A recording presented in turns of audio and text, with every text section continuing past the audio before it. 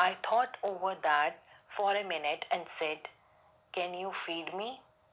Can you cook? I have an ailing wife. You will have to cook for 3 persons. Okay." "I can cook." I lied again. "If you can cook, I can feed you. I will trust you as my younger brother," said Sukhpal Singh. So after having the tea, the thief asked Mr. Sukhpal Singh that I wanted to work for you. Okay. So the Sukhpal Singh got surprised and he said, Ki I am not able to pay you for that. If you want to do for work for me, I am not in a state to pay you, as I am also a poor person. So the thief thought for a minute and said, "Can you feed me?" On listening to that, Mr. Sukhpal Singh said, "Can you cook? I have an ailing wife. Okay, my wife is not able to uh, cook, so you will have to cook for 3 persons. Okay." So the thief said, "Okay, I can cook." But in reality, he don't know how to cook. He lied again. So the Sukhpal Singh said, "Okay, if you can cook, I can feed you. I will trust you as my younger brother." He took me to a small room in a narrow lane of the village, Silawar, a small station before Shamli. I cooked the meal, which was so terribly bad that Sukhpal Singh threw it to the stray dogs and told me to be off. His ailing wife intervened and said, "Don't be angry, he will soon learn under my guidance." I made tea in the morning and then bought the day's supply from Shamli. I made a profit of rupee 1 a day, but Sukhpal Singh or his wife did not seem to mind. All three of us lived comfortably, and Sukhpal Singh gave me some money off and on to meet my expenses on smoking. At home, I was the sole proprietor of the kitchen.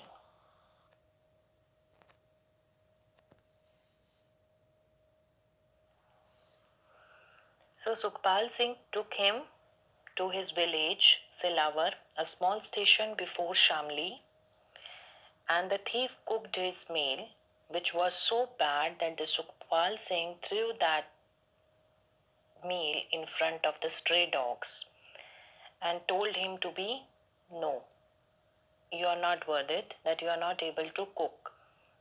Then his wife intervened. Intervene means interfered, that she said, "Ki don't be angry, don't get angry. He will learn soon under my guidance, that I will teach him." Okay.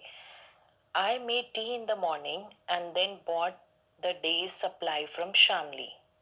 Now, what was the daily routine of the thief? That he made tea in the morning every day and he used to get the daily supply from the Shamli. Okay.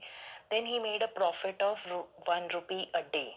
Daily he was making a profit of 1 rupee, and which was okay with Sukhpal Singh and his wife.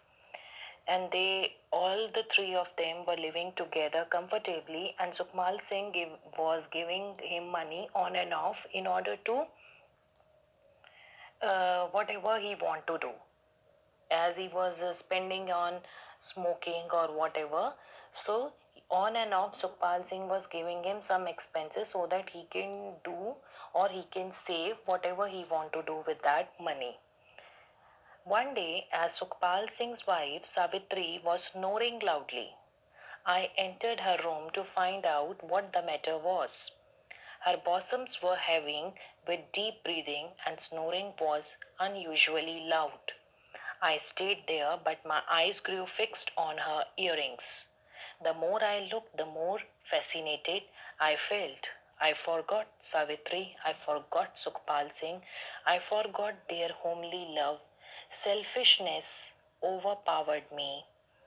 I removed the gold rings from her ears and headed towards the railway station. But I missed the train. I sat on a bench at the deserted railway station. Suddenly, black clouds in the sky thickened. It began to rain in torrents. I was completely drenched from head to foot.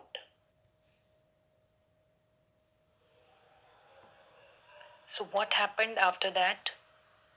One day, when the Sukhpal Singh's wife was sleeping in a very deep sleep, he entered her room on listening to her snoring, as she was snoring very loudly. So, as he entered her room, his eyes got fixed on her earrings. As she was wearing gold earrings, he got attracted and he forgot everything.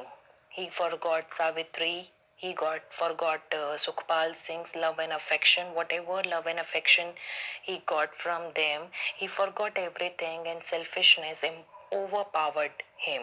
Overpowered means keep Overpowered means he got selfish. He was not able to see anything, irrespective of the fact that whatever love and affection they have given him, he was just focused. He was on the gold earrings that he wanted to steal that those earrings. Okay, so he removed the gold earrings from her ears and moved towards the railway station. But he missed the train, and he was sitting on a bench, and suddenly what happened, it begins to rain very heavily, and he was completely drenched from head to foot. Drenched means he got wet thoroughly from head to foot. As I came to myself, I shivered through and through.